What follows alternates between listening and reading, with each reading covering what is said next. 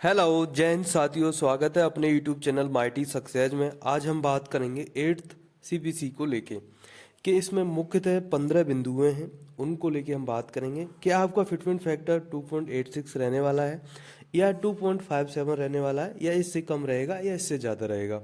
जैसा कि मैंने थंबनेल पर लिख रखा है कि आपका फिटमेंट फैक्टर 2.86 ही रहेगा। क्या ये कितना सच है, इसके बारे में जानेंगे और वीडियो के अंत तक जरूर बने रहिए। अगर हमारे चैनल पर नए हैं तो हमारे चैनल को सब्सक्राइब कर लेना, आप लोगों से निवेदन है, अनुरोध है। तो वीडियो स्टार्ट करने से पहले सबसे पहले आप लोगों को बताऊंगा कि इस यूट्यूब चैनल पर मुख्यतः न्यूज़ें बताई जाती हैं, जो भी जैसे कि 8th सीपीसी के रिलेटेड कुछ भी डाटा हमें मिलेगा सर्वप्रथम आपको बता दिया जाएगा, आपको आगाह कर दिया जाएगा कि ये डिटेल है। ठीक है, आगे कोई भी न्यूज़ होगी हम सर्वप्रथम आपको बता देंगे, अवगत करा देंगे। तो चैनल को जरूर सब्सक्राइब कर लेना, आगे कोई भी अपडेट होगी सर्वप्रथम आपको बता दी जाएगी इस यूट्यूब चैनल के माध्यम से। तो आज की वीडियो स्टार्ट करते हैं बिना किसी इंतजार के साथ। तो सबसे पहले बात करेंगे यानी कि 8th पे कमीशन, यानी कि जो आपका डीए है, टीए है, एचआरए है और पीएफ ग्रेजुटी में कितना तगड़ा उछाल आएगा, इन 5 बिंदुओं जो बताने जा रहा हूं उसको ध्यानपूर्वक देखिएगा। ठीक है, जो केंद्रीय और राज्य कर्मचारी लाखों कर्मचारियों को 8th पे कमीशन का बेसब्री से इंतजार है। 2026 तक यह लागू हो जाएगा। ठीक है, और फिटमेंट फैक्टर क्या रहेगा, क्या अलाउंसेस बढ़ेंगे, इन चीज़ों को लेके हम बात करेंगे। ठीक है, नए अलाउंसेस में क्या बदलाव होगा। सरकारी कर्मचारी तो इस खबर के लिए बहुत बेताब थे। ठीक है, लगभग कितनी सैलरी में उछाल देखने को मिलेगा, तो लगभग 30% इजाफा होने वाला है। ठीक है, उसके बाद 8th पे आयोग यानी कि 2026 से लागू होने की संभावना है और सरकार 2025 में इसकी सिफारिशों पर विचार करेगी। सरकारी कर्मचारी और पेंशनरों को इसका बहुत बेसब्री से इंतजार है।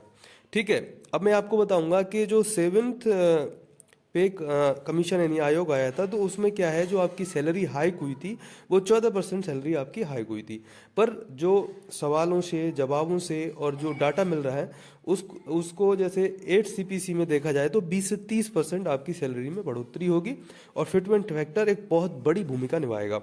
ठीक है, जैसा कि जो 7 सीपीसी में फिटमेंट फैक्टर 2.57 था, जिससे न्यूनतम वेतन 18,000 यानी कि 18,000 हुआ था, तो 8 सीपीसी में यह 1.90, 2.08 या 2.86 हो सकता है, जिससे बेसिक में अच्छी खासी बढ़ोतरी होगी और ज़्यादा उम्मीद 1.90 फिटमेंट फैक्टर तय होने की है। यानी कि जैसा कि आंकड़े बताए जा रहे हैं, एक्सपर्ट बैठे हुए हैं, उन लोगों ने जो आंकड़े बताए हैं, ठीक है, 1.90 का जो एक मेन मुद्दा इतना हो सकता है और जैसे उम्मीद है 2.86 ही रहेगा।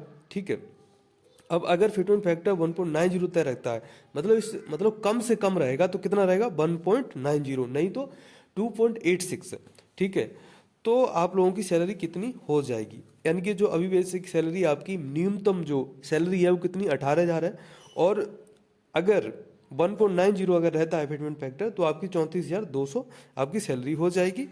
इसमें मिडिल लेवल और सीनियर कर्मचारियों की सैलरी भी काफ़ी बढ़ेगी। ठीक है, तो महंगाई भत्ता जैसे डीए है आपका, ट्रांसपोर्ट अलाउंस यानी टीए है, और हाउस रेंट अलाउंस यानी एचआरए में भी बड़ा उछाल आ सकता है। अनुमान है कि डीए यानी कि जाहिर है, यानी कि जब भी 8th पे जब भी 10 ईयर के बाद कमीशन आता है, तो आपका जो डीए है, इंडियनेस अलाउंस है, वो आपका 0 से शुरू हो जाता है। ठीक है, तो ये कोई बड़ी बात नहीं है। आपका जो डीए है वो शून्य हो जाएगा एंड 0 हो जाएगा। वर्तमान में न्यूनतम पेंशन यानी कि 9,000 है। 8 सीपीसी लागू होने के बाद आपका जो पेंशन है 15,000 से 20,000 तक बढ़ सकती है। अधिकतम पेंशन 1.25 लाख से ऊपर जा सकती है। ठीक है, महंगाई से निपटने के लिए बेसिक पे बढ़ेगा, सभी भत्तों में इजाफा होगा, पेंशनर को बेहतर रिवाइज पेंशन मिलेगी, रिटायरमेंट ग्रेजुटी और पीएफ कंट्रीब्यूशन में भी सुधार होगा। ठीक है, केंद्रीय कर्मचारियों को हमेशा पे मैट्रिक्स के हिसाब से ही सैलरी मिलती है, जबकि राज्य सरकारें अपने कर्मचारियों के लिए अलग नियम लागू करती हैं। यानी कि जो सबसे पहले क्या है, सेंट्रल गवर्नमेंट एम्प्लॉयों को इसका इजाफा होगा, फायदा होगा, और जो स्टेट गवर्नमेंट होती हैं वो बाद में ये चीज़ लागू करती हैं। ठीक है, जो कर्मचारी लेवल 1 से लेकर लेवल 6 के हैं उन्हें सबसे ज़्यादा फायदा मिलेगा। उच्च स्तर के कर्मचारियों को भी वेतन वृद्धि मिलेगी, लेकिन फिटमेंट फैक्टर उनके लिए अलग होगा। यानी कि जो उच्च लेवल के अधिकारी यानी ऑफिसर्स होंगे, उनका जो लेवल जैसे 1 से लेके 6 लेवल का, उनको तो इजाफा होगा ही होगा। उनका जो जैसे 6 से ऊपर के हैं, उनका जो इजाफा है अलग फिटमेंट फैक्टर चलेगा, ठीक है। और सरकारी वेतन बढ़ने से प्राइवेट सेक्टर में भी सैलरी में बदलाव होगा, क्योंकि जो टैलेंटेड पर्सन है वो अपना सुझाव रखेंगे कि हमारी सैलरी भी बढ़ाई जाए, तो उनका भी सैलरी बढ़ेगी, ठीक है।